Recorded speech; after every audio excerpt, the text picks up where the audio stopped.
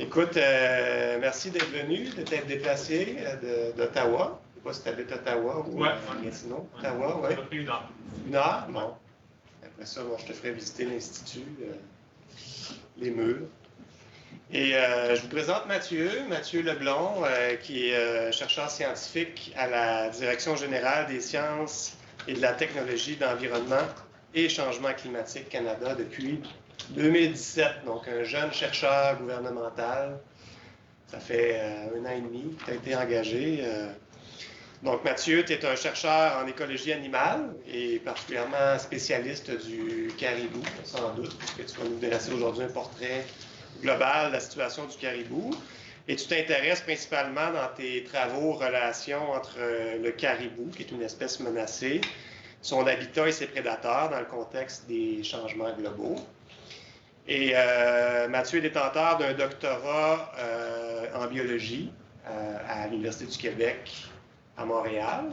Et avant son entrée en poste comme chercheur gouvernemental, Mathieu a réalisé des stages postdoctoraux à l'Université du Québec à Rimouski et à l'Université Laval. Donc voilà, c'est un petit portrait de ta bio. Merci. Et je te laisse la parole. Merci. Merci beaucoup, David, pour cette opportunité. Ça me fait vraiment plaisir d'être ici aujourd'hui. Le titre de ma présentation est un peu ambitieux. La conservation du caribou au Canada, portrait global, c'est assez difficile à réaliser comme projet. Donc aujourd'hui, je vais vous présenter un portrait général de la situation. Mon objectif n'est pas de vous parler de tout ce qui se fait en conservation sur le caribou. C'est un dossier qui est extrêmement large, qui implique vraiment beaucoup de personnes. Comme j'expliquais tantôt à David, on est 6 à Ottawa dans une équipe qui vient d'être mise sur place sur la conservation du caribou, sur la recherche sur le caribou. Donc 6 chercheurs qui viennent d'être engagés sur le dossier caribou. Donc on est une infime partie de la quantité de chercheurs qui s'intéressent au caribou. Donc un dossier extrêmement large. Aujourd'hui, ce que je veux, c'est faire simplement un topo pour s'assurer que tout le monde est au courant ou a des connaissances de base sur la situation de la conservation du caribou au Canada. Et je vais vous présenter 2 études de cas que j'ai choisies. J'ai fait exprès de choisir des études de cas qui sont assez différentes pour vous montrer un peu la diversité dans ce qui se fait en termes de recherche sur le caribou. J'ai une longue présentation, j'ai prévu 1 heure. Je vais essayer de faire peut-être l'étude de cas numéro 2 un peu plus rapidement pour laisser de la place aux questions. Donc, je suis sûr que vous allez avoir des questions parce que c'est un gros sujet et je n'aurai pas le temps de tout présenter aujourd'hui. Et à la toute fin, j'ai quelques diapositives en rafale qui présentent d'autres projets en cours, juste pour vous donner une idée de dans quel projet je suis impliqué sur le caribou un peu partout au Canada. Mais pour rentrer dans le vif du sujet et pour mettre la table, je veux préciser que le caribou et le renne, c'est la même espèce. Donc, on entend souvent parler des rennes du Père Noël. Le caribou, le renne, c'est la même espèce, Rangifère tarandus, qui a une distribution circumboréale. Donc, sur l'ensemble de la planète, c'est la même espèce. Et on voit ici une carte qui a été publiée en 2009. C'est une carte vue du pôle Nord. Donc, on voit le Canada en bas et la Russie, l'Eurasie en haut. Et en rouge, c'est les populations qui sont en déclin. Donc, vous voyez que ça ne va pas très bien. En fait, c'est un déclin qui est généralisé dans l'ensemble des populations de caribou sur le globe. Et même depuis 2009, je vous dirais qu'il y a des populations en vert étant les populations qui étaient en augmentation. Depuis 2009, il y a des populations là-dedans qui sont maintenant en rouge. Donc, une situation qui est assez critique. Puis, je vais dans le fond, vous présenter quelques hypothèses des raisons pour lesquelles on pense que ce déclin-là est en cours et c'est un déclin généralisé.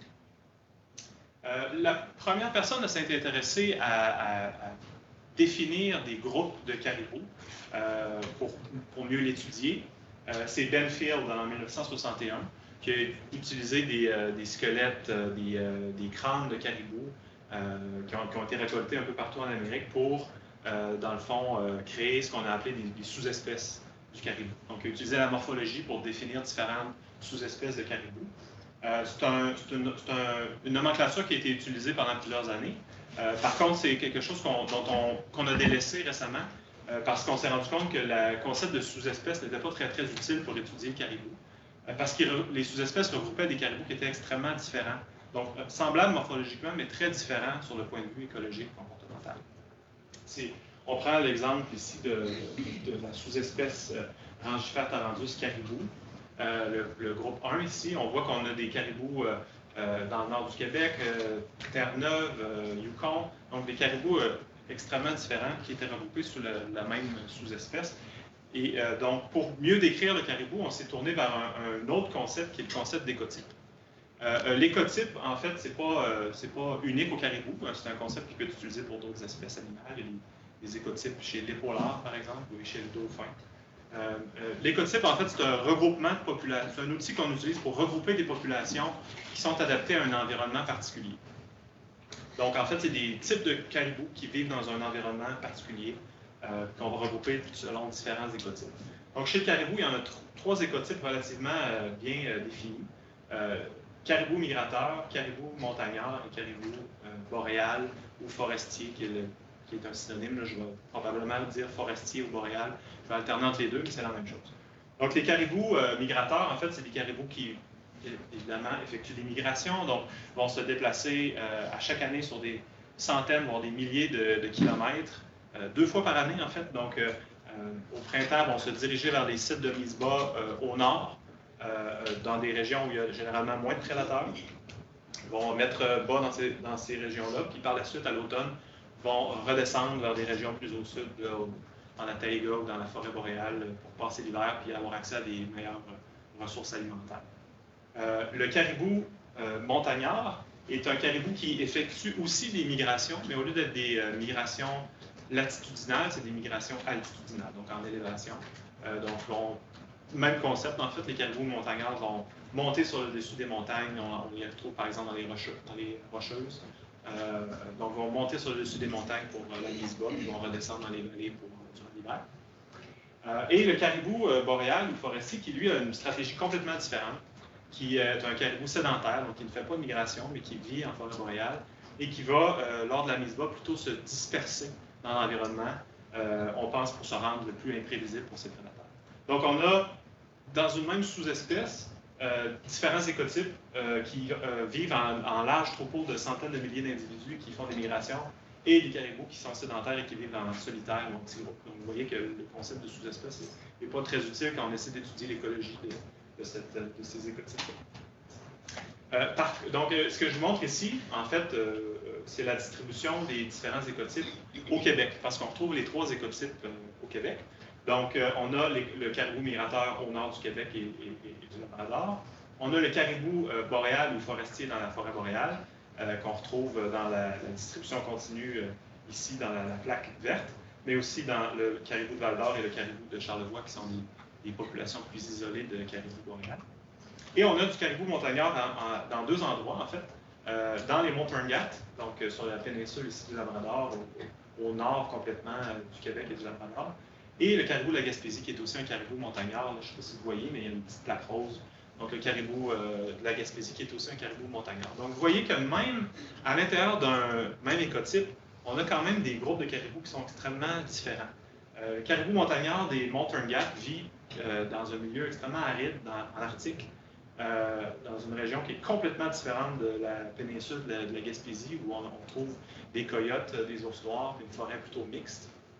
Et ça aussi, c'est extrêmement différent du caribou montagnard qu'on trouve, par exemple, en Colombie-Britannique, qui va vivre avec des wapitis, des cougars, des grizzlies comme prédateurs. Donc, des environnements extrêmement différents.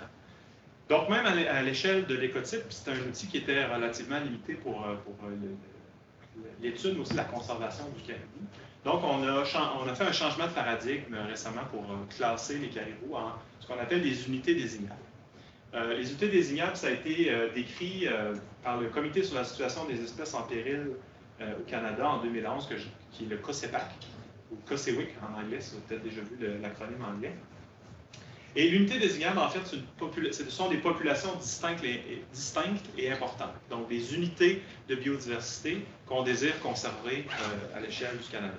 Donc, on n'est plus dans le concept d'écotype, on est dans un concept un peu plus précis, que je vais définir dans la prochaine diapo, mais j'attire votre attention sur cette phrase-ci qui est tirée du rapport du COSEPAC en 2011, qui dit « Pour être efficace, la conservation et la gestion d'une espèce nécessite non seulement qu'on porte attention à l'espèce elle-même, mais aussi à la diversité intraspécifique. » Donc, on se débarrasse un peu du concept d'espèce. On a vu que c'était toute la même espèce de caribou là, à l'échelle de la Terre. Mais on s'intéresse à la diversité au sein de l'espèce avec le concept d'unité désignable. Et les unités désignables, en fait, vont tenir compte de différents facteurs, notamment la taxonomie, la phylogénétique, la génétique, donc des notions d'espèces, mais aussi la morphologie, le cycle vital, le comportement, donc des attributs liés aux écotypes qu'on a vu tantôt, mais aussi les données biogéographiques sur l'ère des populations. Donc, par exemple, l'exemple que je vous montrais entre les Torngat versus la Gaspésie, on voit clairement ici qu'il y a une volonté de conserver les deux groupes de caribous parce qu'ils sont similaires en termes ici de taxonomie ou de comportement, mais sont dans des secteurs extrêmement différents. Et pour le COSEPAC, en fait, l'unité désignable est un élément qu'on doit conserver et ça représente un peu l'espèce au sens de la loi sur les espèces en péril. Donc, quand on applique la loi sur les espèces en péril pour le caribou, on ne l'applique pas sur l'espèce, mais sur chacune des unités désignables. Et l'unité désignable devient en quelque sorte l'espèce en péril qu'on essaie de protéger. Quelles sont les unités désignables au Canada? Les voici. Donc, il y en a 12 en fait. Donc, le caribou de Perry qui se trouve ici dans le Haut-Arctique canadien, qui est ici représenté, donc le plus petit caribou en termes de morphologie, qui avait d'ailleurs été identifié par Benfield comme une sous-espèce par entière, qui est assez différent morphologiquement des autres caribous. Caribou Dolphin and Union qui effectue des migrations sur les glaces de mer ici, sur le détroit qui rejoint l'île Victoria. Donc, qui dépend de la formation de glaces de mer à chaque année pour effectuer des migrations qui se rendent sur les sites de Misba, sur l'île Victoria. Caribou de la toundra, ici en Hachuré, qui est un caribou migrateur de l'Ouest canadien. Un autre caribou migrateur, ici en orangé, qui est le caribou migrateur de l'Est. Le caribou de Terre-Neuve, qui est une espèce de mélange entre un caribou migrateur et sédentaire. J'en parlerai pas beaucoup aujourd'hui. En fait, je vous fais la liste, mais je ne parlerai pas de tout ça aujourd'hui. Mais simplement pour vous donner une idée des différentes unités désignables. Le caribou boréal qui a la plus grande distribution pan-canadienne, qu'on retrouve du Labrador jusqu'au Yukon, qui occupe la forêt boréale, et qui représente en fait l'écotype boréal. C'est devenu une unité désignable à part entière. Et des différents types de caribous montagnards en Colombie-Britannique et au Yukon, donc caribous des montagnes du nord, du centre et du sud. Le caribou des Montongat, le caribou de la Gaspésie, qui est défini comme une unité désignable, donc un élément de conservation au Canada, et le caribou de Dawson, qui est éteint depuis le début des années 1820, qui est quand même classé comme unité désignable, mais qui est éteint. Et voici le portrait actuel, en fait, de chacune de ces unités désignables-là. Ça, c'est basé sur la désignation du COSEPAC. Donc, ce qu'on voit en rouge et en orangé, c'est les espèces qui sont en voie de disparition, les espèces ou les unités désignables qui sont en voie de disparition ou menacées. Donc, on voit que, de façon générale, ça ne va pas très bien. Beaucoup d'unités désignables qui sont en voie de disparition ou menacées, et sinon en situation préoccupante. Ce qu'il faut savoir, c'est que le COSEPAC, c'est un comité d'experts qui informe, qui donne son opinion sur la situation des espèces, incluant le caribou. Le comité est formé de différents experts qui donnent leur opinion, qui émettent une opinion sur la situation, mais il y a un délai entre l'opinion des experts du COSEPAC et l'inclusion de ces espèces-là dans la loi sur les espèces en péril. Et le portrait actuel, selon la loi, c'est le suivant. Donc, vous voyez qu'il y a une bonne différence entre l'opinion du COSEPAC et la loi comme telle. Généralement, la loi va suivre à peu près à 95% du temps, surtout en grande faune. Généralement, la loi va suivre l'opinion du COSEPAC. Donc, c'est simplement une question de temps avant que ces unités désignables-là soient incluses dans la loi sur les espèces en péril. Et d'ailleurs, il y a beaucoup de ces unités désignables-là qui ont été très récemment décrites par le COSEPAC. On parle de 2017 pour plusieurs de ces unités. Donc, vous voyez que la situation est assez glauque. Il y a beaucoup d'unités désignables qui sont en voie de disparition ou menacées. On a vu aussi la carte au début où les populations étaient en rouge. Donc, comment expliquer le déclin? Je pense que c'est la question que je me fais le plus souvent poser. Comment on peut expliquer le déclin? Et il y a beaucoup de facteurs qui sont en jeu, en fait. généralement, selon la réponse ici va dépendre généralement de où on se trouve, dans quelle population de caribous on se trouve.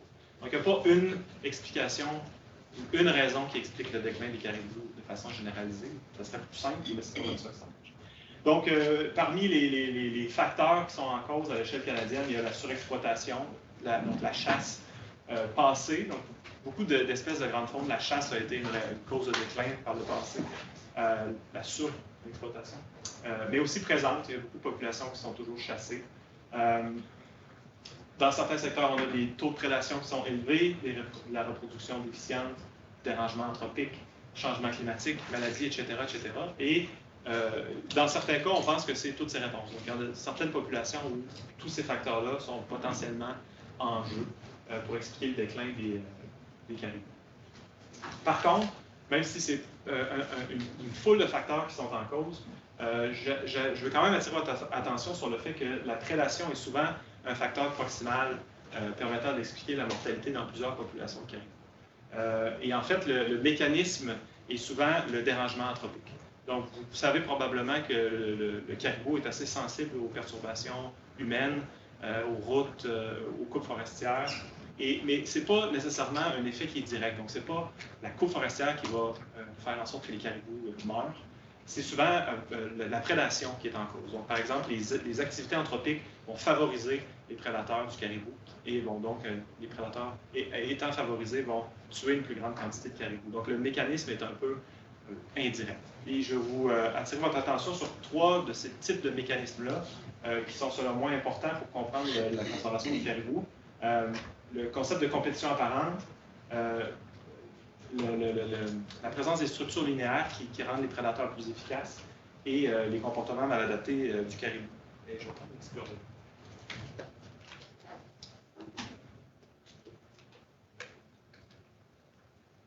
Donc, compétition apparente, c'est peut-être un concept que vous avez vu dans vos cours d'écologie, mais je vous donne ici un exemple très, très concret avec le caribou puis l'exploitation forestière. Donc, on sait que quand on fait de l'exploitation forestière, on rajeunit la forêt. En fait, on coupe la forêt, puis la régénération qui s'ensuit dans les premières années, c'est une végétation qui est très riche, très jeune et très riche. Et généralement, cette végétation-là, très abondante, va favoriser l'orignal. Dans la forêt boréale, de façon générale, c'est l'orignal qui va être favorisé par la coupe forestière parce que c'est une espèce qui est plus prolifique, qui a une meilleure productivité que le caribou. En passant, le caribou peut juste avoir un faon à chaque année, alors que l'orignal peut très bien avoir jusqu'à 2 faons, parfois 3, dans des cas très rares ou quand les ressources sont très abondantes. Donc, de façon générale, c'est l'orignal aussi, par sa sélection d'habitat, l'orignal a tendance aussi à sélectionner davantage les coupes forestières, donc va être favorisé par la coupe forestière et leur densité de population vont augmenter, ce qui va entraîner l'augmentation des densités de leur principal prédateur, qui est le loup.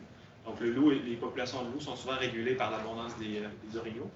Et donc, qui dit plus d'orignaux dit aussi plus de loups. Et ces loups-là, étant en plus grande quantité, vont s'en prendre aux caribous quand ils les croisent. Donc, vont avoir un plus gros taux de prédation sur les caribous. Donc, on dit que l'orignal entre en compétition avec le caribou, une compétition apparente. Donc, ce n'est pas une compétition pour la nourriture. En général, quand on dit que 2 espèces d'herbivores compétitionnent, on pense qu'ils mangent la même chose, ce qui est un peu vrai. Mais dans ce cas-ci, la compétition apparente est par le biais d'un prédateur commun. Donc, le fait que l'orignal est favorisé, ça favorise le loup et donc beaucoup de caribous qui en subissent les conséquences. Et ce mécanisme-là, on pense, permet d'expliquer quand même beaucoup permet d'expliquer le déclin de beaucoup de populations de caribous forestiers au Canada, notamment dans l'Ouest, mais aussi au Québec. Un autre concept important à comprendre, c'est l'effet des structures linéaires, dont les routes, sur le caribou. Donc souvent, on pense, quand on explique aux gens que les routes ont un effet négatif sur le caribou, le premier réflexe qu'on a, c'est probablement que les caribous se font frapper sur les routes. C'est des choses qui peuvent arriver, mais ce n'est pas vraiment le mécanisme qui est en cause ici. La raison pourquoi les routes ont un effet négatif, c'est que les prédateurs vont les utiliser pour être plus efficaces dans leur déplacement. Donc, les loups, notamment, vont utiliser les chemins forestiers, les lignes sismiques dans les secteurs où il y a de l'exploitation pétrolière. Il y a beaucoup de lignes sismiques qui sont faites en forêt. Les prédateurs vont utiliser ces structures linéaires-là pour se déplacer de façon très efficace et atteindre le caribou forestier. Donc, l'effet est, encore une fois, indirect. Et enfin, un dernier concept que je veux présenter, c'est le fait que les caribous, de façon générale, sont généralement fidèles à leur site de mise bas. Donc, que ce soit les caribous migrateurs, qui vont toujours aller dans les mêmes secteurs au nord, ou même les caribous forestiers vont toujours occuper généralement les mêmes endroits, donc on va avoir une fidélité au site. Si ces secteurs-là sont modifiés, perturbés par des perturbations anthropiques, comme la création d'une mine ou la coupe forestière, les caribous vont quand même avoir tendance à y revenir. Et là, vont avoir un comportement qui est fidèle, mais qui est mal adapté, parce qu'en présence de coupes forestières ou de structures anthropiques, on a vu que les prédateurs étaient avantagés. Donc, année après année, les caribous vont avoir tendance à répéter un comportement qui cause, en fait, leur déclin. D'ailleurs, une des unités désignables qui est plus étudiée, par ailleurs, c'est le caribou boréal ou caribou forestier. C'est le groupe de caribous qu'on connaît le mieux. Et ça, ici, c'est une relation qui a été démontrée en 2011, où on a utilisé ici différentes populations. Donc, chaque point est une population entière de caribous forestiers à l'échelle canadienne. Et ce qu'on voit ici, c'est un graphique où en X, on a le taux de perturbation dans la population. Donc, le nombre ou la superficie occupée par les dérangements anthropiques. Et en Y, le recrutement, donc le nombre de fans par 100 femelles caribous dans la population. Et on voit une relation quand même assez nette où plus on augmente la perturbation, plus le recrutement diminue. En fait, plus il y a de mortalité des fans dans la population. Et cette relation-là, quand même assez bien définie, a été la base de la stratégie du programme de rétablissement pour la conservation du caribou boréal. Je ne vais pas rentrer dans le détail de cette figure-là, mais sachez que dans le fond, cette relation-là que je viens de vous présenter a été utilisée pour déterminer qu'à partir de 35% de taux de perturbation dans un habitat, les chances étaient grandement réduites que les populations de caribous soient autosuffisantes. Donc, il y a une limite maintenant à l'échelle canadienne de 35% de taux de perturbation dans les populations de caribous forestiers. Et ça, ici, dans le fond, c'est la situation actuelle pour l'ensemble des populations. Encore une fois, c'est juste le caribou boréal ou forestier. Et on peut voir, en fait, que, basé sur cette relation-là, les populations dans les secteurs très, très perturbés, comme l'Alberta, le sud de l'Ontario, le sud du Québec, il y a une très faible probabilité d'autosuffisance de ces populations. C'est-à-dire qu'on risque de les perdre relativement rapidement dans le futur si on ne fait pas quelque chose pour restaurer leur habitat. Il y a aussi des grosses populations en vert ici où ça semble mieux aller, mais la réalité, c'est qu'on connaît très peu de choses sur ces populations-là. C'est la raison pour laquelle elles sont moins bien définies. Et c'est aussi des secteurs, par contre, où il y a moins de dérangements. Donc, plus on monte vers le nord, moins il y a de dérangements humains, moins il y a d'humains. Donc, c'est quand même des populations qui, de façon générale, se portent un peu mieux. Donc, je vais m'arrêter ici pour le portrait global. Il manque vraiment beaucoup d'informations. Je ne vous ai pas du tout parlé des autres types de caribous, caribou Peary. Je vous ai parlé rapidement. Si vous avez des questions très précises à la fin, je vais laisser du temps pour des questions, mais c'est un trop gros dossier pour que je puisse vraiment survoler l'ensemble du dossier, de la situation. Et je voulais prendre quand même un peu de temps pour vous donner des exemples concrets. Ici, c'est des études de cas de projets de recherche dans deux secteurs. Donc, le premier secteur, c'est le secteur de Charlevoix, où on a du caribou boréal. Et le deuxième étude de cas que je vais vous présenter plus tard, c'est sur le caribou migrateur. Vous allez voir que les facteurs en jeu sont très différents, puis l'écologie de ces deux espèces-là, de ces deux unités désignables-là sont très différentes. Donc, première étude de cas, le caribou de Charlevoix, comme je l'ai dit, qui est un caribou forestier qui est une population totalement isolée. Donc, on l'a vu tantôt dans une des cartes, c'est une population qui est complètement séparée de la grande aire que j'avais montrée en vert ici, là, l'aire de distribution continue du caribou forestier, donc une population isolée. Charlevoix, en fait, la population est entre la ville de Québec et le Saguenay-Lac-Saint-Jean. Donc, pour ceux qui connaissent le parc des Laurentides, c'est un caribou qui est enclavé dans ce secteur-là. Une population qui a été réintroduite, donc il faut savoir que le caribou, par le passé, occupait l'ensemble du Canada et même jusqu'au nord des États-Unis, donc les États du Vermont, par exemple, ou Hampshire, il y avait du caribou jusqu'au nord de ces États. Aujourd'hui, au cours des années 1800, le caribou a disparu, a grandement reculé. Et donc, en 1960, le ministère des Forêts, Faune et Parcs a décidé de réintroduire le caribou dans ce secteur-là et a fait la création aussi d'un parc national pour tenter de le préserver dans le secteur. Et c'est un secteur où on retrouve du loup et de l'ours, qui sont les principaux prédateurs du caribou. Et ce qu'il faut savoir aussi, c'est que c'est un paysage qui est extrêmement fragmenté. Donc, sur l'ensemble des populations de caribous là, que je vous ai montré ici, chaque polygone ici est une population différente. Sachez que la population de Charlevoix qui est ici est une des populations les plus perturbées en termes de dérangement anthropique, en termes de routes, de coupes forestières. À ce qu'on parle, je pense que c'est la deuxième, c'est pas la pire est Little Smoky, mais c'est la deuxième pire. Donc, une situation quand même assez critique. Et ce que je montre ici, c'est l'aire d'étude où on a étudié le caribou de Charlevoix. Donc, on a la réserve des Laurentides ici en vert pâle et les parcs nationaux. Et pour ceux qui connaissent la région aussi, c'est la route 175 là, qui relie Québec au Saguenay-Lac-Saint-Jean. Et le polygone, ici en hachuré, c'est l'aire de répartition du caribou de Charlevoix. Et si j'ajoute les routes ici, on peut voir que ouais, c'est assez fragmenté. En fait, chaque route, aussi ça inclut les chemins forestiers, et vous pouvez vous imaginer qu'au bout de chacun de ces chemins forestiers-là, il y a aussi de la coupe forestière. Donc, un secteur extrêmement perturbé. Et on a voulu savoir, dans le fond, un peu le comportement du caribou dans un secteur aussi perturbé. Qu'est-ce qui arrive avec le caribou dans un secteur comme ça? Est-ce que les prédateurs peuvent profiter d'une situation comme ça pour capturer plus de caribous? Donc, on a fait un suivi à long terme, non seulement du caribou, mais aussi de ses prédateurs dans ce secteur. Donc, on a capturé, moi je travaille beaucoup avec de la télémétrie, donc des individus qui sont équipés avec des colliers GPS.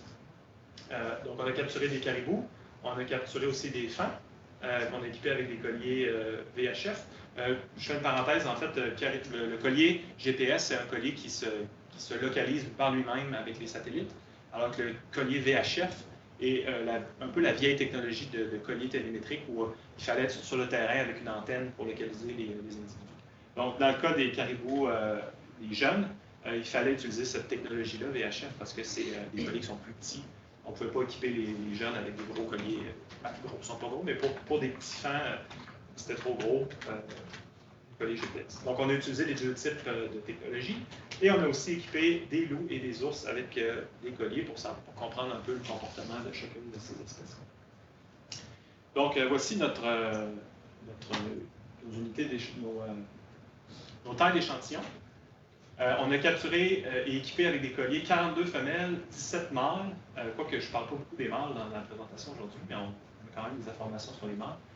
51 fans, 12 ours et 9 loups qu'on a suivis pendant des périodes variables, là, mais dans le cas du caribou, pendant une très très longue période, entre 2004 et 2011. Un peu moins longtemps pour les prédateurs. Mais on a combiné toutes ces informations-là pour étudier la sélection d'habitat du caribou dans un contexte dans le contexte que je vous ai présenté, un contexte très fragmenté en présence de deux prédateurs. La première chose que je vais vous montrer, par contre, c'est des résultats sur la survie des caribous. Donc, ce qu'on a ici, c'est un histogramme qui présente l'ensemble des individus qui ont été suivis. Donc, on a en X les années. Comme je l'ai dit, on a des GPS on avait des GPS de 2004 à 2011, mais on avait aussi une vieille étude en 99-2000 qui utilisait justement les fameux colliers VHF qu'il faut utiliser, avec lesquels on doit utiliser une antenne pour la localisation. Et on a combiné cette information-là pour dresser cette figure-là. Ce qu'on voit, c'est le nombre d'individus qui sont... en fait, le nombre d'individus suivis par année. On voit en rouge les individus qui sont morts et ceux qui ont survécu à chaque année. Donc, 87 individus. Et ce qu'on peut voir, c'est que dans 27 cas de prédation, 100% des cas de prédation étaient faits par le loup. Donc, les caribous adultes sont tués par le loup. Comment on sait ça? C'est qu'à chaque fois qu'un individu est tué, le collier, dans le fond, arrête de bouger, parce que l'individu est mort. Et quand le collier arrête de bouger, il émet un signal particulier qui nous permet de savoir que l'individu est mort. Et après ça, des techniciens expérimentés, là, c'est pas moi qui fais ça, mais des gens expérimentés qui vont sur le terrain très, très rapidement après la mortalité pour essayer de comprendre qu'est-ce qui s'est passé. Et généralement, les prédateurs laissent des indices complètement différents. Puis généralement, des traces aussi, des poils, des choses qui... c'est pas très compliqué à déterminer, mais ça permet de savoir exactement quel est le prédateur qui a capturé l'individu. Il y a aussi évidemment des cas de mortalité naturelle, mais que je présente ici. Et ce qui est intéressant ici, c'est la même type de figure, mais pour les fans. Donc, on voit un suivi de 2004 à 2007. Les fans, généralement, vont mourir très rapidement après leur naissance. Donc, la plupart des fans meurent dans les quelques premières semaines suite à leur naissance de prédation. Et ce qui était quand même intéressant et surprenant, c'est que dans les 30 cas de prédation sur les fans, 93% étaient faits par l'ours noir. Donc, on voit que les adultes sont tués par les loups, mais les fans sont tués par les ours. Et donc, ça, c'était une situation à laquelle on ne s'attendait pas vraiment, parce qu'on avait un peu d'informations a priori sur l'ours, justement à Charlevoix. On avait déjà des études qui avaient été faites, une étude qui avait été faite par Guillaume Massé-Rousseau dans le cadre de sa maîtrise en 2011, où il avait étudié, dans le fond, les déplacements de l'ours noir à Charlevoix par rapport à différents types de ressources. Et ce qu'il avait montré ici, dans le fond, c'est 3 types de ressources, donc la végétation, des fans caribous et des fans orignaux. Et ce qu'on voit, c'est le ratio de sélection, donc c'est la préférence, en fait, des différents individus. Là, chaque point est un individu et l'étoile est la moyenne de la population. Ce qu'on voit, c'est que la plupart des ours vont se déplacer pour aller vers des patchs, des parcelles d'alimentation riches en végétaux, riches en plantes. Donc, de façon générale, c'est ce qui explique le comportement de l'ours. Il se déplace pour aller dans les patchs de végétation et non pas vraiment pour aller vraiment dans des secteurs où il risque de trouver des caribous et des orignaux. Sauf peut-être 2 individus qui semblaient peut-être un peu plus intéressés par les caribous. Mais de façon générale, c'est une espèce qui se déplace, qui vise, dans sa quête alimentaire, qui vise plutôt la végétation. Par contre, on se doute, on ne sait pas avec certitude, mais on se doutait que dans la région de Charlevoix, le nombre d'ours avait probablement augmenté, ce qui est en augmentation un peu partout au Québec. Et on se doutait que c'était le cas aussi dans la région de Charlevoix. Donc, vous savez qu'il y avait probablement beaucoup plus d'ours noirs dans les dernières années que par le passé. Donc, par le passé, au moment où le caribou, par exemple, a été introduit. Mais on savait, là, on a découvert qu'il était responsable de 95% des mortalités, 93% des mortalités de femmes. Donc, on a voulu tester l'hypothèse, mais peut-être que les mères caribous ont une stratégie de sélection d'habitat qui est basée sur l'évitement des loups. Mais en faisant ça, peut-être qu'ils augmentent le risque que leur progéniture soit capturée par des ours. Donc, pour tester ça, on avait le jeu de données parfait, on avait des informations sur les ours, les loups et les caribous. Ce qu'on a fait, c'est des analyses de sélection d'habitat. Je ne vais pas rentrer dans les fins détails, mais ici, ce qu'on voit, c'est par exemple, disons, ici qu'on a par exemple un domaine vital d'un individu, et ici, ce serait c'est une localisation télémétrique. Donc, chaque point est un point GPS. Nos colliers prennent un point à toutes les 8 heures, par exemple. Donc, on a un point aux 8 heures ici qui démontre un peu son utilisation de l'espace. Ce qu'on fait, c'est qu'on va lancer le même nombre de points dans son domaine vital de façon aléatoire et on va comparer ce qui est utilisé à ce qui est disponible dans son domaine vital pour décrire un peu sa sélection. Donc, quels sont les choix de l'animal quand il se déplace. Et on a fait ça pour les caribous, les ours et les loups. C'est le type de résultat que ça donne. Malheureusement, il n'y a pas vraiment moyen de faire des belles figures avec des résultats de sélection d'habitat, mais je vais quand même attirer votre attention sur les couleurs. Donc, en fait, ce que ça veut, quand on est au-dessus de 0, c'est la sélection. Donc, l'animal sélectionne pour les variables ici dans la liste, et pour les caractéristiques de son habitat qui sont présentes ici dans la liste. Quand c'est sous 0, donc dans négatif, c'est de l'évitement. Donc, l'animal a tendance à éviter les catégories d'habitat sensible. La chose sur laquelle je veux principalement attirer votre attention ici, c'est pas tant les valeurs de chiffres et tout ça. C'est simplement que je veux attirer votre attention sur le fait que les ours et les loups avaient, de façon générale, une sélection d'habitat qui est quand même assez différente. Donc, on voit peut-être, à part la sélection pour les milieux riches en lichen.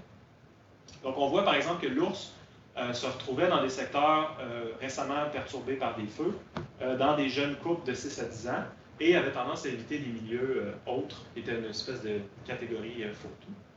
Alors que le loup, lui, se retrouve plutôt dans les forêts de conifères matures, des milieux humides, avait plutôt tendance à éviter les perturbations naturelles et se retrouvait dans des classes d'âge de coupes forestières un peu plus vieilles.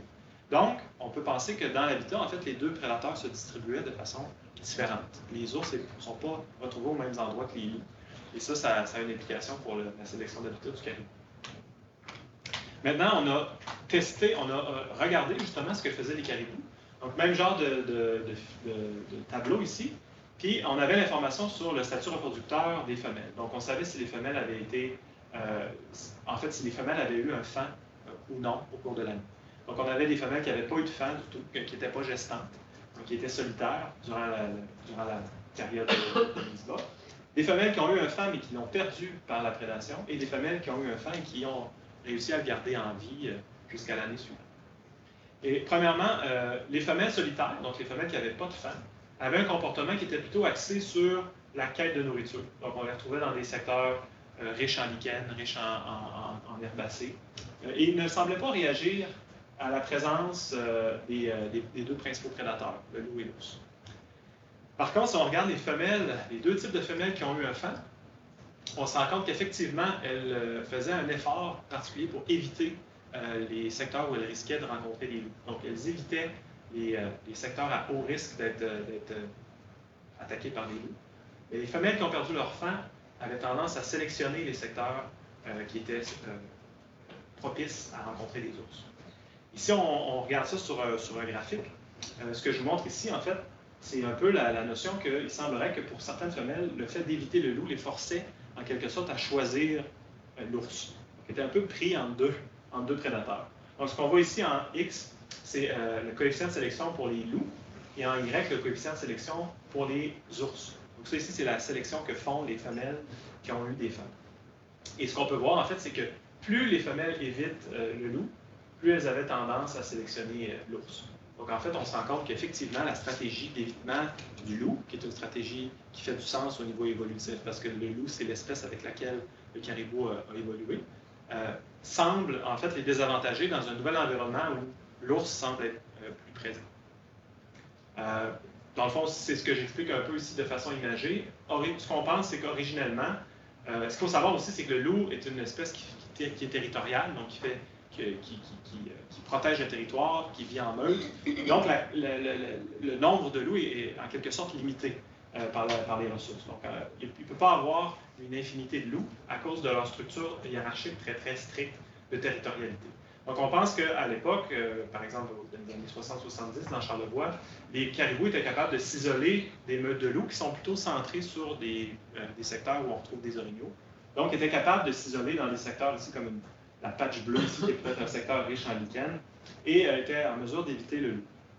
Par contre, maintenant, ce qu'on pense qui est arrivé, c'est qu'avec la coupe forestière, on a un rajeunissement de la forêt, on favorise des prédateurs comme l'ours. On sait que l'ours est favorisé par la coupe forestière, donc c'est une création de végétation pour l'ours. On sait que l'ours, on a vu que c'est ça qu'il préférait, donc se déplacer entre les différents secteurs riches en végétation.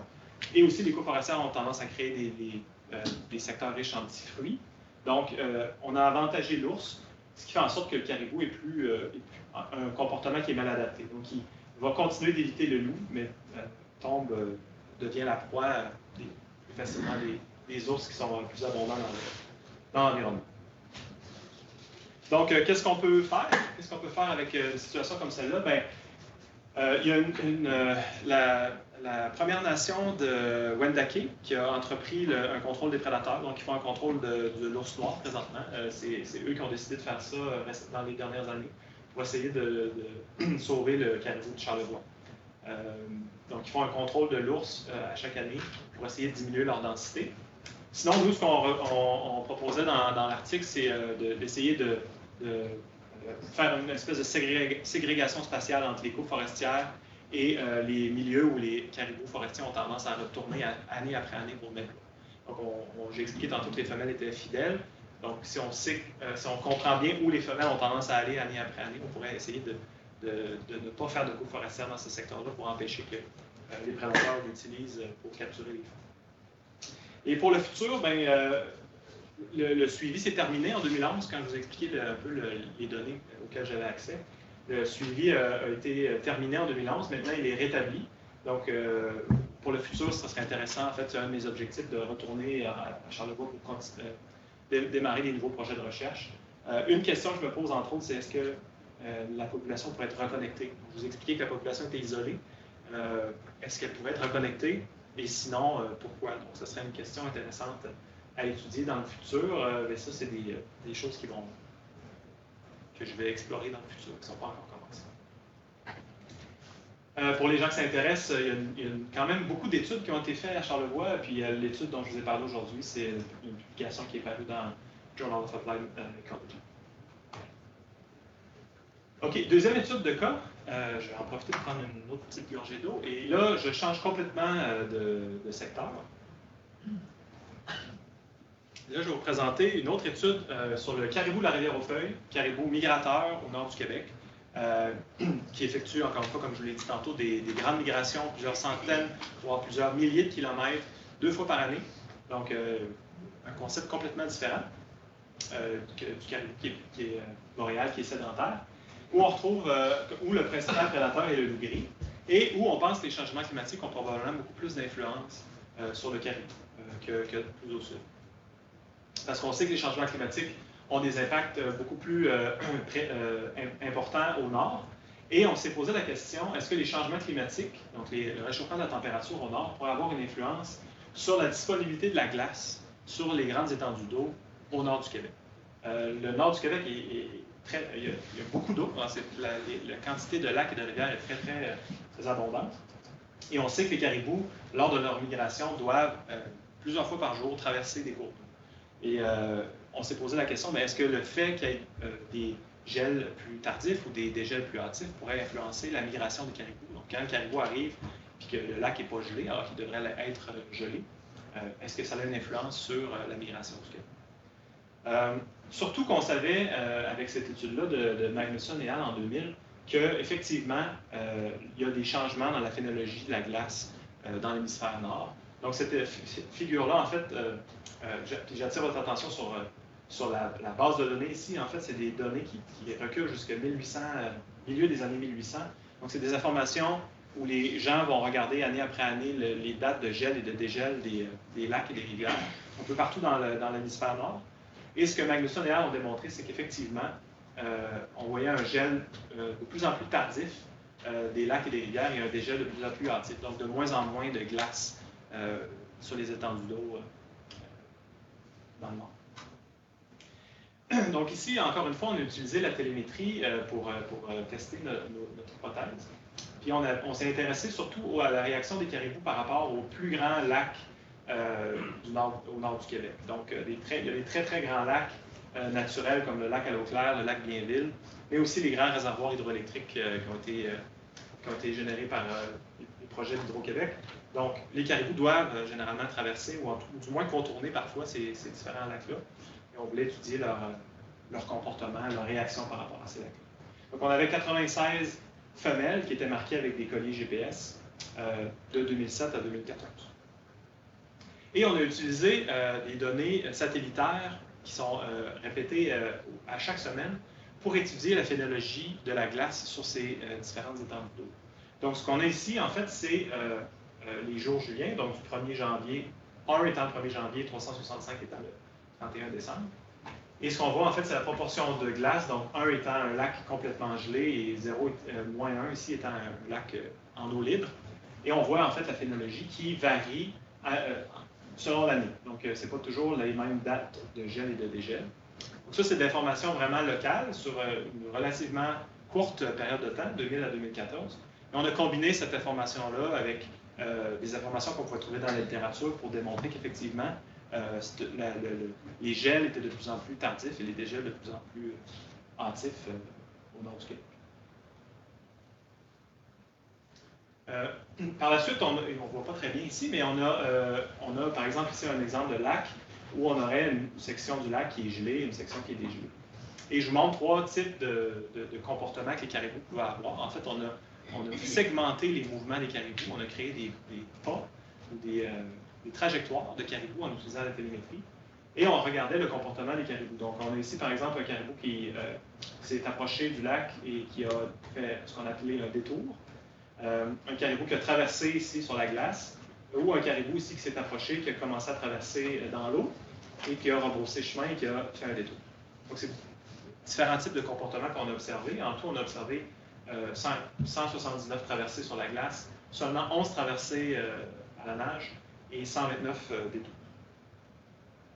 Et voici la répartition des différents types de mouvements. donc traverser sur l'eau, ou traverser sur la glace ou dans l'eau ou les détours. On voit que c'est surtout à l'automne que les caribous se frappaient à des lacs qui n'étaient pas encore gelés, qui devaient les traverser à la nage. Et par ailleurs, je ne l'ai pas mentionné, mais les caribous sont des très bons nageurs. Par contre, ce qui arrive souvent, c'est que quand la surface du lac est en transition, donc quand la glace a commencé à se former, mais est très, très friable, les caribous vont tenter de traverser, ils vont parfois perforer la glace et se noyer. Là. Il y a plusieurs cas de noyade parce que l'animal n'est pas capable de remonter sur la surface de la glace. Donc, ça a parfois un impact réel sur la survie, mais on pense aussi que ça a un impact sur les dépenses énergétiques de la migration. S'il faut que les caribous, plutôt que de marcher, soient obligés de nager, bien, effectivement, le comportement est beaucoup plus énergivore. Donc, on a regardé, on s'est intéressé au déplacement du caribou sur les différents types de substrats, donc glace versus eau, et on a regardé les taux de mouvement et les angles de virage. Donc, très rapidement ici, ce que ça représente, c'est les différents types de substrats et les taux de mouvement, donc en fait la vitesse de déplacement des individus. Ce qu'on s'est rendu compte, c'est que les taux de déplacement étaient beaucoup plus élevés sur la glace que durant les tours, par exemple, qui sont sur la terre ferme. Donc, en fait, ça semble être relativement efficace de marcher sur la glace. Et les angles de virage étaient plus grands dans l'eau et plus petits sur la glace et durant les détours. Donc, ce qu'on observait, en fait, c'est que les caribous commençaient à traverser dans l'eau, mais finalement, décidaient de repousser chemin. Puis, ce qu'il faut se rappeler, que ici, c'est vraiment, je me suis concentré sur seulement les très, très grands lacs et les très grands réservoirs. Donc, on peut penser que les traversées à la nage pourraient prendre plusieurs heures, voire presque une journée. Et on a encore ici étudié la sélection d'habitat. Ici, c'est un peu similaire à ce que je vous ai montré tantôt sur le caribou de Charlevoix. On a étudié la sélection du caribou, mais cette fois-ci, non pas pour des types de végétation, mais pour des substrats, donc eau versus glace. Et on s'est rendu compte qu'effectivement, le caribou avait tendance à sélectionner la glace et à éviter l'eau dans ses déplacements. Ça représente un peu, ce résultat-là représente un peu ce que j'ai expliqué. Par contre, il n'y avait pas d'effet du type d'étendue d'eau, donc que ce soit un lac ou un réservoir, ça n'avait pas d'influence sur les résultats. Donc, un petit sommaire des résultats de l'étude de cas 2. On s'est rendu compte que les déplacements dans l'eau étaient plus lents, plus tortueux que les déplacements sur la glace. Et on a vu que les caribous sélectionnaient la glace et évitaient l'eau durant la migration. Et en fait, ce qu'on pense, c'est qu'avec un Arctique plus chaud, à cause des réchauffements climatiques, les caribous risquent de rencontrer davantage de lacs qui ne sont pas encore gelés ou qui sont dégelés, et avec des effets potentiels, évidemment, sur la durée de la migration, mais aussi des coûts énergétiques plus importants de la migration. Ça peut avoir un impact sur l'état des caribous et donc leur reproduction. Qu'est-ce qu'on peut faire pour le futur? Bien, je ne l'ai pas mentionné, mais le caribou de la rivière aux Feuilles, c'est un caribou migrateur qui vit en grand troupeau. Plusieurs dizaines de milliers de caribous qui vivent ensemble, qui font leur migration ensemble. Par contre, c'est aussi un troupeau qui est en déclin. Donc, nous, on ne s'intéressait pas tant au déclin, on s'intéressait plus au comportement de migration, mais sachez qu'à cause du déclin, là, récemment, la chasse a été interdite pour le caribou migrateur au nord du Québec. C'est un caribou qui était chassé, chasse sportive, donc les gens pouvaient payer puis aller chasser le caribou. Et depuis quelques années, en fait, depuis je pense un an ou deux, la chasse est interdite au nord du Québec à cause du déclin.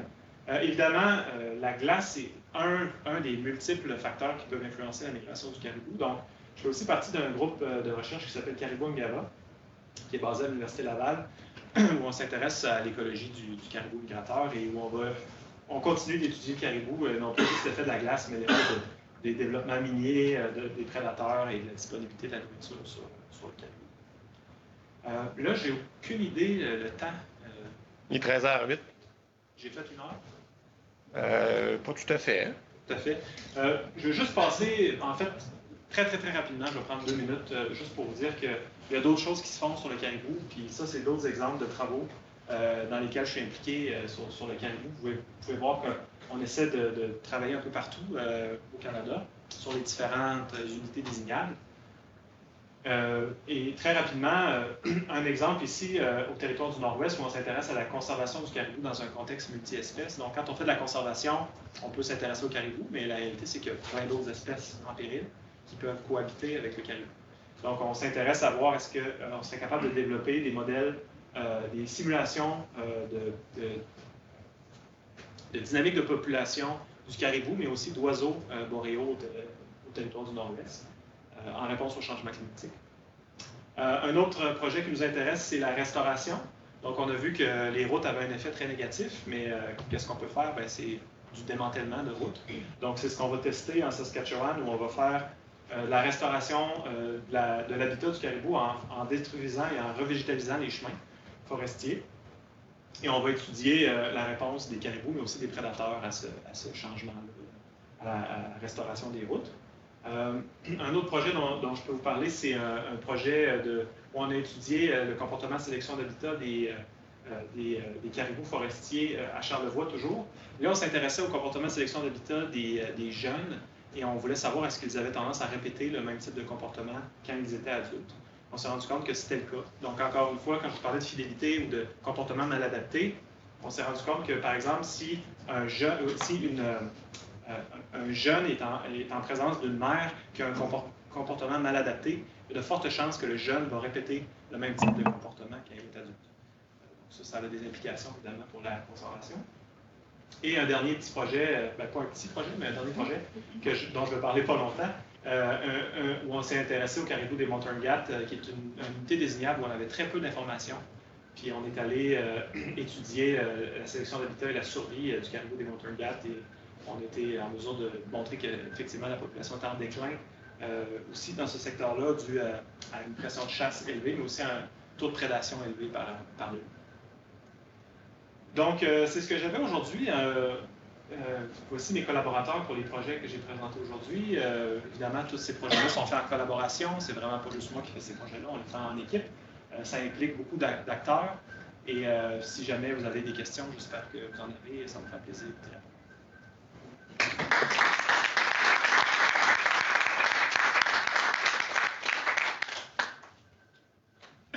Et je perds la voix. Est-ce qu'il y a des questions pour Mathieu? Oui. Une question peut-être un peu bête. Pourquoi autant d'intérêt sur le caribou alors qu'il y a d'autres espèces en péril également? C'est une bonne question. En fait, le caribou est un peu devenu une espèce politique. On a vu que, premièrement, le caribou a une distribution qui est généralisée là, sur l'ensemble du Canada. Donc, premièrement, le fait que cette espèce-là soit distribuée sur l'ensemble du Canada fait en sorte que beaucoup de gens sont interpellés par la conservation du caribou. Contrairement à des espèces qui seraient, par exemple, juste présentes en Gaspésie et peut-être plus difficiles à rejoindre des gens en Colombie-Britannique sur ces concepts-là. Ce qu'il faut savoir aussi, c'est que le caribou a une importance, une espèce très, très populaire, mais qui a une importance qui est très importante pour les Premières Nations, les Inuits. Donc ces communautés-là dépendent du caribou pour leur subsistance. Mais c'est aussi c'est plus que ça. Donc c'est pas juste la subsistance, mais c'est vraiment un lien culturel très fort. On l'a vu qu'il y a un caribou qui est en déclin généralisé. Donc, plein de gens qui se sont posé la question, mais qu'est-ce qui se passe?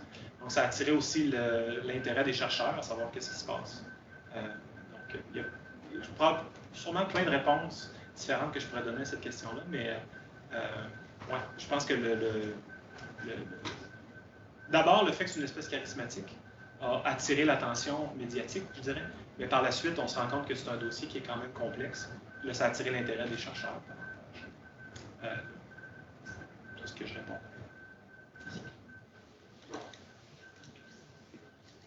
Est-ce que c'est plus un intérêt culturel ou social?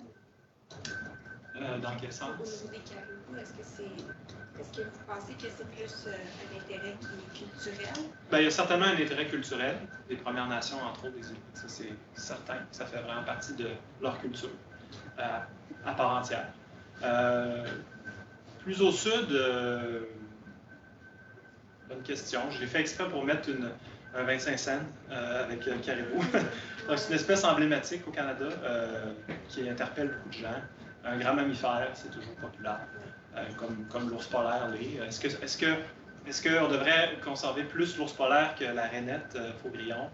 Je n'ai pas la réponse, mais la réalité, c'est qu'il y a effectivement plus de gens qui s'intéressent à l'ours polaire qu'à la rainette faugrillon. Donc, il y a un peu aussi de surf sur la vague de la popularité de l'espèce qui a eu, ça c'est sûr. Mais il y a une vraie valeur au caribou, certainement. Plusieurs. pour la présentation. C'était vraiment très bien. Pour rebondir un peu sur les deux questions qu'on a eues, est-ce que c'est une préoccupation pour vous, le prélèvement par les Premières Nations, ou c'est assez négligeable pour affecter les populations de caribous? Peut-être pas partout de la même façon au Canada? Ouais, non, c'est pas partout de la même façon. Donc, on est très conscient que la chasse de subsistance doit être maintenue. Il y a beaucoup de Premières Nations qui ont eux-mêmes décidé d'arrêter la chasse en voyant que la situation du caribou était dramatique. Il y a beaucoup de frustration aussi parce que souvent le déclin chez le caribou n'est pas causé par la chasse, c'est causé par le dérangement humain, par exemple. Mais là, on dit aux gens d'arrêter de chasser parce que là, les populations sont en déclin. Donc, il y a beaucoup de frustration par rapport à ça. Et notre objectif final, c'est de ramener les populations à un niveau où ils vont pouvoir être chassés de nouveau. Donc, mais il y a des secteurs comme les Montargats où il y a une chasse qui est continuée, une pression de chasse quand même assez importante qui est continuée sur une population qui est en déclin. Et là, notre signal d'alarme est de dire, ben là, si on chasse trop, on risque de complètement la perdre, la population. Si on la perd, elle ne va jamais rebondir. Donc, selon les secteurs, il y a des... c'est très politique aussi, mais ça dépend des secteurs. Mais effectivement, la chasse fait partie intégrante. Puis, une des raisons pourquoi on conserve le caribou, entre autres, c'est de le revoir dans l'assiette des gens qui en dépendent. Qu'est-ce qu'on peut faire avec, tu sais, comme les populations vraiment isolées, comme je sais, les en tête, mais puis là, quand leur population est en déclin, ben, à un certain point, parce que les autres sont pas ils ne connectent pas comme avec d'autres populations. Non. Comment on fait pour améliorer leur bagage génétique, tout ça? Bon, parce que là, tu as parlé qu'il y en avait introduit. Oui, le caribou de Charlevoix a été réintroduit, c'est-à-dire qu'il était présent par le passé, puis on a décidé de prendre les caribous ailleurs puis de les ramener dans un secteur où il était différent. Ça devient un écotype de caribou? Ben, ça, c'est une population de caribous qui fait partie de l'unité désignable caribou boréal. Si on reprend la population de Val-d'Or, elle a toujours été là, elle n'a pas été réintroduite. C'est comme un fragment de population qui reste. Même chose avec le caribou de la Gaspésie. C'est une relique du passé, le caribou de la Gaspésie. Dans le fond, avant, il y avait du caribou partout dans ce secteur-là, en Gaspésie, jusqu'au New Hampshire, jusqu'au Vermont, jusqu'au Maine. Puis la raison pour laquelle, là, il est juste sur le top des montagnes, c'est qu'on a tout occupé autour du parc. En fait, on a fait de la coupe forestière. Et là, le caribou s'est réfugié dans le parc de la Gaspésie, qui n'était pas un parc à l'époque, mais s'est réfugié dans les Chic-Chocs. Et c'est une relique du passé où on trouve du caribou à l'image.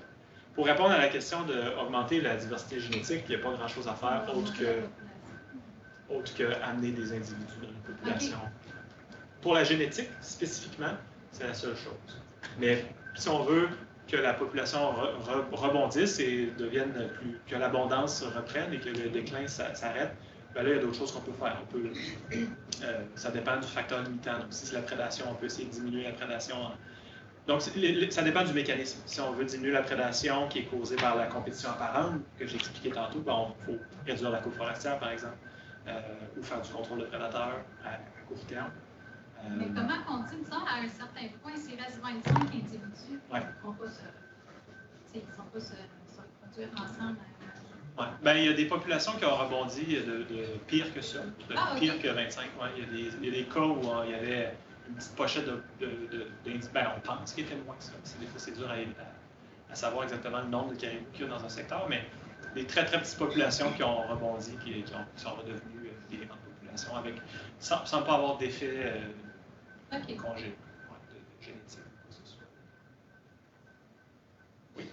Pour revenir sur les dimensions culturelles, bon, ici, du côté de l'Amérique, il y a quand même pas une cohabitation immédiate comme on peut voir en Laponie ou bien en Sibérie avec les populations de rennes. Mais est-ce que, considérant le fait qu'il y a un déclin des populations aussi en Eurasie, les populations qui ont l'habitude de vivre de manière intrinsèquement non seulement voisines, mais dans les populations de rennes, est-ce qu'elles ont une vision des facteurs qui peuvent influencer le déclin? C'est une bonne question. Je ne suis vraiment pas un spécialiste du renne scandinave, mais il y a une particularité avec le renne en Laponie, c'est que c'est un renne qui est semi-domestiqué. C'est-à-dire qu'il vit en milieu semi-naturel. Ben, il vit en milieu naturel, mais il est il y a des herders, je ne sais pas si c'est le terme en français, des rangers, des gens qui s'occupent de les amener dans des secteurs. Donc, il y a une espèce de gestion des mouvements, des déplacements des caribous qui sont semi-domestiqués. Donc, certainement, les gens là-bas ont une très, très bonne connaissance locale là, des facteurs qui influencent leur troupeau. Mais je ne pense pas que ces troupeaux-là soient en déclin et je ne pense pas qu'ils étaient inclus dans la carte que j'ai montrée. Parce qu'en Scandinavie, il y a aussi des populations de rennes sauvages qui, elles, sont en déclin assez général. Du côté de la Sibérie, il me semble que c'était assez clair que ça déclinait. Puis il y a quand même des populations qui vivent là, qui ne sont peut-être pas avec une gestion aussi importante de cheptel qu'en Scandinavie, mais qui vivent avec en très forte proximité des populations de rennes. Je me demandais s'il y avait eu des informations qui avaient été recueillies auprès de ces populations-là pour connaître leur perception. Probablement que oui, j'aurais tendance à dire, mais je ne suis vraiment pas sûr. Oui, je sais. Souvent, les gens qui vivent avec les caribous ont énormément de connaissances qui sont généralement incluses. Mais là, comme on est plus en Europe, au nord de la Russie, on est quand même assez loin de nos préoccupations ici. Là. Notre assiette est déjà pas mal pleine avec le caribou au Canada, mais ça serait une question qu'il faudrait que soit davantage explorée. J'aurais tendance à croire que les travaux qui ont été faits là-dessus. J'aimerais un peu répondre sur les deux autres questions en demandant si c'est juste faire des études parce que c'est un peu pragmatique au niveau du Canada, mais est-ce qu'il y a quand même son intérêt au niveau de l'écologie ou bien son impact sur la diversité biologique? C'est sûr, c'est une bonne question. En fait, je me la pose souvent. Pour moi, la conservation du caribou ne peut pas nécessairement juste s'expliquer par son importance dans l'écosystème. Parce que souvent, par exemple, si on pense au caribou de Val-d'Or, s'il disparaissait demain matin, je pense honnêtement pas qu'il y aurait un impact sur l'écosystème. Parce qu'ils sont 16, il y a 16 ou 18 caribous qui restent. Donc pour moi, c'est plus une question de valeur. La conservation du caribou, c'est plus une question de valeur. En société, on veut conserver le caribou, on veut conserver la biodiversité. Je ne pense pas que le caribou est une espèce clé de voûte que si elle disparaissait de la région de Val-d'Or, par exemple, ou de la région de Charlevoix, l'ensemble de l'écosystème s'écroulerait, comme on a vu dans d'autres écosystèmes. Par contre, est-ce que j'en ai la certitude? Non. C'est mon point de vue. Pour moi, la conservation du caribou, c'est aussi, entre autres du caribou forestier, c'est de dire, mais si on n'est pas capable de conserver le caribou forestier, on ne peut plus vraiment parler d'aménagement intégré. Ça veut dire qu'on fait un aménagement qui n'est pas soutenable. On perd des espèces. Donc pour moi, encore là, c'est une valeur. Si on est capable de faire de l'aménagement et de conserver des espèces, c'est qu'on a des pratiques qui sont soutenables. C'est pas un peu l'espèce indicatrice. Si on la perdait elle, c'est-à-dire qu'on empêche un caribou, qu'on se marque pas. Souvent, on pense que le caribou, on la nomme espèce parapluie. C'est-à-dire que c'est une espèce qui utilise des très grands domaines vitaux, qui vit dans des forêts résineuses surannées ou âgées. Donc, en conservant le caribou, on s'assure de conserver d'autres espèces. Cette hypothèse-là n'est pas tellement validée par la recherche, par contre. On aime croire que c'est le cas, mais c'est dur à étudier, je pense, aussi, comme concept. Mais dans la littérature, présentement, je ne peux pas dire que j'ai la certitude que le caribou est une espèce parapluie, puis qu'en sauvant le caribou, on sauve aussi d'autres espèces en péril. Ça, on peut juste être capable de le démontrer une fois qu'il va être parti, puis on va voir l'impact, on va dire « Ah, ben oui, finalement, ça va. » Effectivement, ce serait une façon de tester. Mais... Tu moyen de la tester sans qu'elle disparaisse? Je pense que la chose que je ferais, c'est juste la comparaison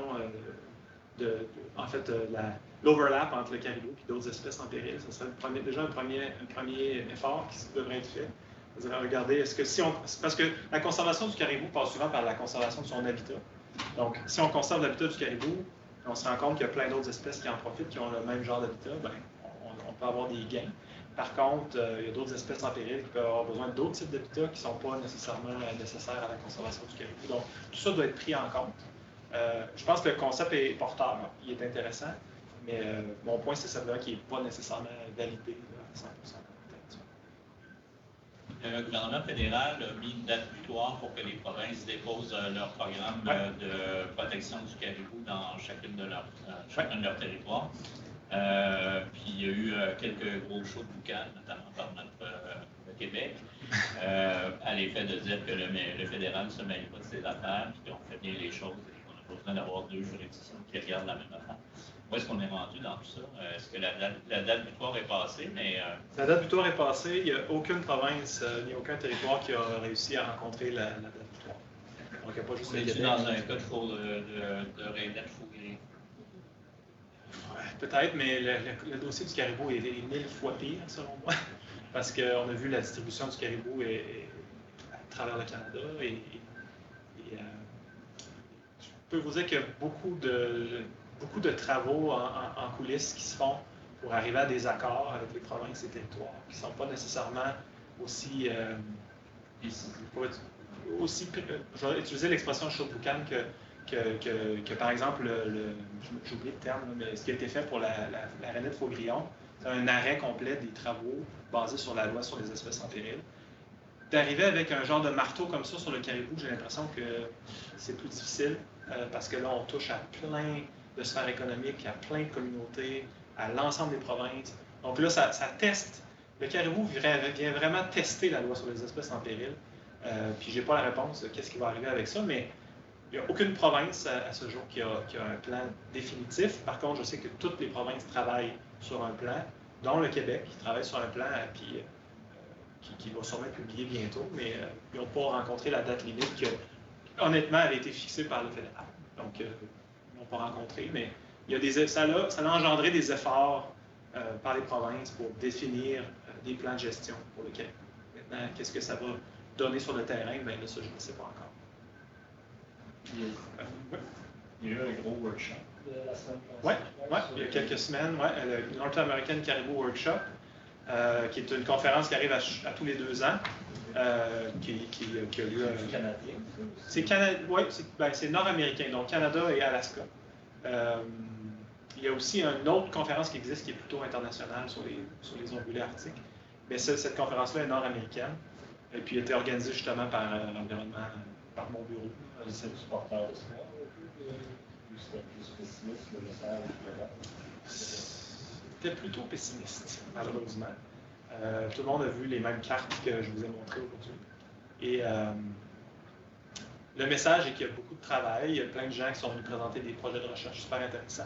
Pour la recherche, c'est un beau terreau fertile parce qu'il y a plein d'argent dans le caribou, puis on veut comprendre ce qui se passe. Donc, pour des chercheurs, c'est super. Mais pour les gens qui dépendent du caribou, ils sont un peu tannés de la recherche et ils veulent des actions concrètes.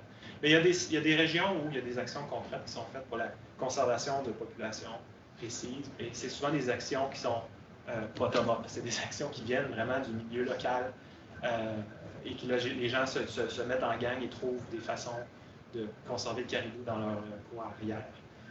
Les actions plus top-down, les mesures fédérales, il y en a aussi, mais c'est puis provinciales aussi, mais c'est des processus qui sont plus longs, puis les gens sont tannés d'attendre, puis font des actions plus concrètes au niveau local.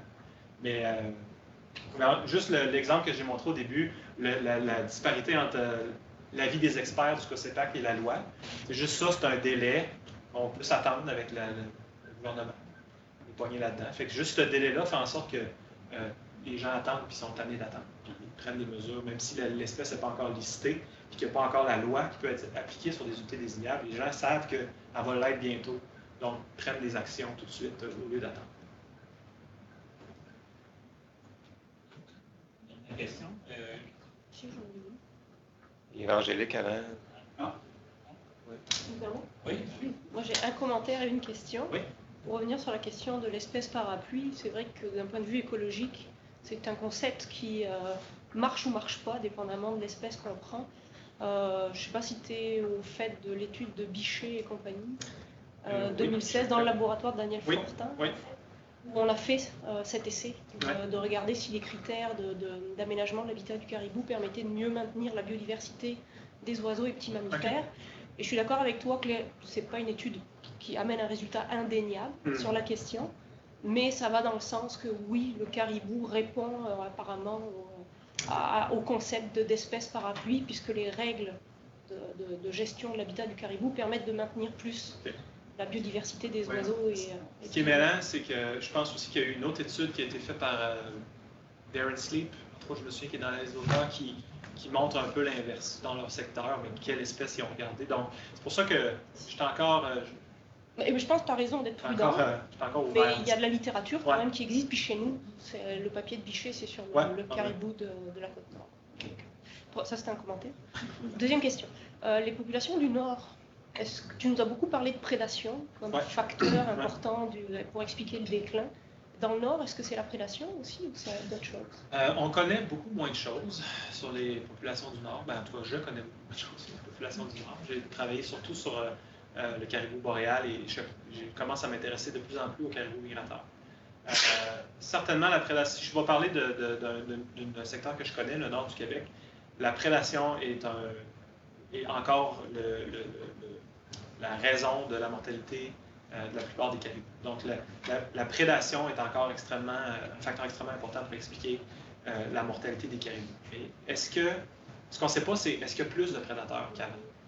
Parce que l'hypothèse voudrait que ce soit le cas, et pour expliquer le déclin. Et ça, on ne le sait pas. Okay, je te pose la question parce que j'étais au congrès de la Société québécoise de l'étude du comportement biologique. Ouais. Ça parle beaucoup de caribous là-bas. J'étais là aussi. Tu étais là aussi. Okay. As-tu vu l'étude sur le bœuf musqué? Est-ce que le bœuf musqué, parce que l'étudiant a présenté... Ah, ok. Parce qu'il ne l'a pas clairement dit, mais est-ce que le bœuf musqué, c'est le rôle équivalent de l'orignal en forêt boréale? C'est vers là que vous essayez d'aller? C'est la question qu'on se posait, en fait. On a eu beaucoup d'Inuits qui nous ont dit qu'il y avait vraiment un concern, qui était vraiment concerné par l'augmentation des populations de bœuf musqué, parce qu'ils pensaient que le bœuf musqué allait entrer en compétition alimentaire avec le caribou, parce qu'il amenait des prédateurs, parce qu'il causait potentiellement des maladies, ou qu'il était porteur potentiellement de maladies qui allaient se transférer au caribou. Donc, plein de questions auxquelles on n'avait pas de réponse. Donc, ça, c'était vraiment un premier projet où on s'est intéressé à la compétition alimentaire et à l'utilisation de l'espace des caribous et des bœufs musqués. Mais est-ce que le bœuf musqué attire donc la compétition apparente, le concept de compétition apparente avec le bœuf musqué? Ça se pourrait. Et je n'ai pas la réponse aujourd'hui. Mais c'est une question qu'on se pose en fait, et qu'on va certainement étudier dans le futur. Mais c'est très dur à étudier dans le Nord. C'est ça, c'est très dur à étudier. Donc, les animaux sont extrêmement mobiles. Les loups on se rend compte que les loups sont migrateurs. Il y a certaines strates de la population de loups qui est migratrice. Donc, on pensait que les loups restaient au sud puis attendaient les caribous qui reviennent de la migration. Mais on se rend compte que non, il y a même des loups qui suivent les caribous. Donc, il semble avoir de la plasticité comportementale chez les prédateurs pour suivre le comportement des caribous. Et le bœuf musqué, lui, qui est comme un peu plus isolé dans un secteur. C'est des animaux qui ne bougent pas beaucoup. Si on regarde les domaines vitaux des caribous, des bœufs musqués, c'est 3 ordres de grandeur de différence en termes de superficie. Donc, le bœuf musqué, il est là puis il ne bouge pas. Versus le caribou qui ne fait que passer, finalement. Donc, est-ce que les prédateurs sont concentrés autour des bœufs musqués puis ça a un effet sur le caribou? Je ne le sais pas, mais c'est difficile à étudier. C'est ma réponse. Mais je soupçonne quand même que les troupeaux de caribous sont tellement grands qu'ils doivent quand même supporter une quantité de prédateurs non négligeable, versus les bœufs musqués qui sont... On n'a pas d'idée sur la densité de population, sur l'abondance du bœuf musqué au nord du Québec, mais c'est pas comparable au nombre de caribous. C'est bon, Angélique? Une dernière question, François? Oui. Je ne sais pas si je vais être en mesure de répondre, mais tu sais, dans les médias, je pense qu'il passe quasiment pas une semaine sans qu'il y ait un article qui porte sur les problématiques reliées au caribou. Puis récemment, on voit se répéter un peu l'histoire avec le caribou de la Gaspésie qui s'est produite durant les 20 ou 30 dernières années avec le caribou de l'Arbre de Val-d'Or, où son territoire s'est mis à être grignoté de plus en plus. Puis alors que le gouvernement du Bénin, on a tout fait pour protéger, mais je veux dire, c'est lui qui, en même temps, le gouvernement du Québec, qui donne les autorisations de coupe sur le territoire. Et c'est ce qui se passe présentement, et puis avec la réintroduction peut-être possible de la motoneige dans le territoire même du caribou de la Gaspésie, la part de la population du Québec qui voit ça dans les médias, il y a comme une espèce d'incohérence totale, mais totale, entre la volonté, le déchirage de chemise, puis je veux dire ce qui se passe sur le terrain. Il n'y a pas des coups de fil qui se donnent à un moment donné pour dire « Hey, tabarnouche, qu'est-ce que vous faites? » Non, mais j'ai la même lecture du problème et je parlais tantôt des gens qui sont frustrés, là, les Premières Nations qui sont frustrés ou les Inuits qui sont frustrés de voir le caribou en déclin puis d'être obligés eux-mêmes d'arrêter de chasser le caribou alors qu'ils ont toujours fait la gestion intégrée. En plus d'être accusés que c'est eux autres qui mais là on leur dit d'arrêter. Ouais, ben là ça le braconnage c'est une autre histoire. Puis ça, je pense qu'il n'y a personne qui est d'accord avec ça. Mais la chasse de subsistance, souvent, ils sont obligés de l'arrêter pour laisser les quelques individus qui restent en vie, en sachant très bien que c'est pas la chasse qui a causé le problème. Et donc, souvent, on a des gros yeux puis des coups de poing sur la table quand on est avec ces gens-là, parce qu'ils nous remettent un peu la faute. Et je le comprends, parce que c'est les gouvernements qui donnent les permis pour faire des développements miniers, des nouvelles routes, des nouveaux chalets dans le temps de la bêtise. C'est pas les mêmes personnes, évidemment, au sein du gouvernement qui prennent ces décisions-là, mais c'est sûr que c'est frustrant. J'ai la même lecture du problème. Des coups de fil qui se donnent, moi en tant que chercheur, je mets tout le temps je confronte les gens sur ces questions-là, c'est sûr. Je dis oui, ok, c'est bien là, votre beau plan, mais vous êtes en train d'autoriser une nouvelle auberge là, dans les monts Chic-Choc. C'est quoi le lien? Là? Vous avez fait un parc pour protéger le caribou, mais vous amenez les gens là, puis vous dites aux gens, puis vous vendez ça comme un attrait touristique, alors qu'on sait très bien que ça va déjà pas bien avec le caribou. Donc c'est sûr que c'est des discussions qu'on a, mais il y a tellement de facteurs socio-économiques et la politique qui rentrent là-dedans que c'est un peu frustrant même quand tu es dans la machine, quand tu es dans la boîte fédérale ou provinciale, même là, il y a de la frustration parce que les intervenants avec qui tu parles ont d'autres intérêts, puis les décisions qui sont prises au final ne dépendent pas juste de la conservation du caribou, mais de l'ensemble du portrait socio-économique de la région.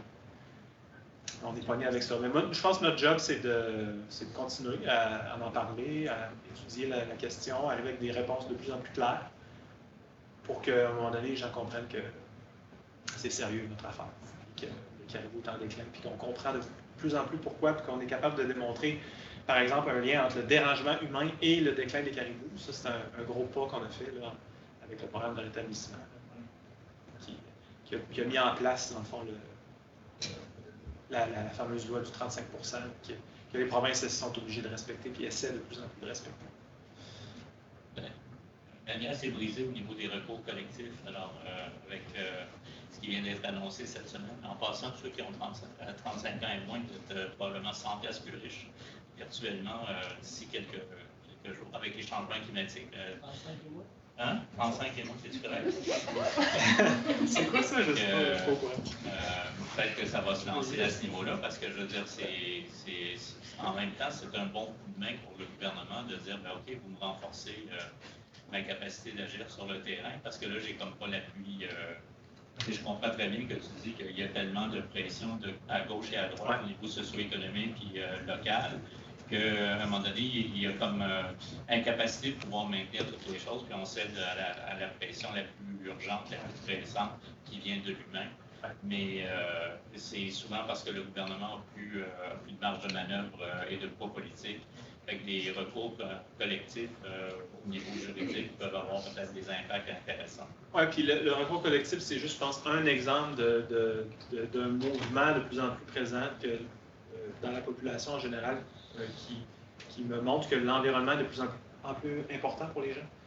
Donc, ça se reflète évidemment dans les décisions du gouvernement. Si la protection des espèces est importante, ça revient aux valeurs dont je parlais tantôt. Si c'est important pour les gens, ça va être important pour le premier ministre. Et puis, c'est juste ça qu'il faut comprendre. Merci, Mathieu.